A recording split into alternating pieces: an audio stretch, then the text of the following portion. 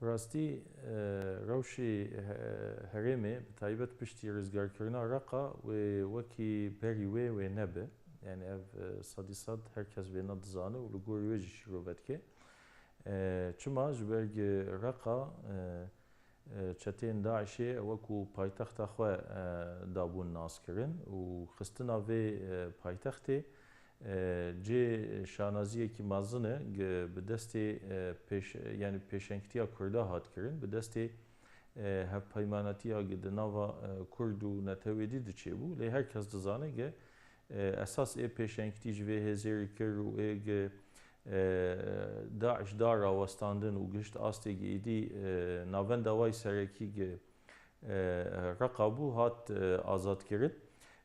Ev êdî qonaxekî neh dest pê dike, ev rastiyek e. İşte ev qonaxa neh hîn hinek tişt belkî bi temamî tê de ne zelal bin lê wek we jî da diyar kirin.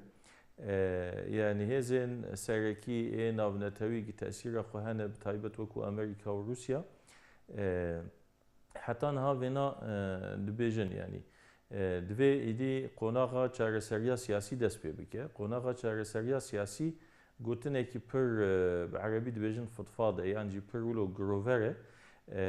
Li ser tefasîla hîna gelek nîqaş û guftûgo pêwîst bên kirin. Yani Suriya piştî vê aloziya mezin ya gitêrê derbas bû taybet piştî êdî ki Daeş bi dawî dibe divê Sûriyekî çawa be.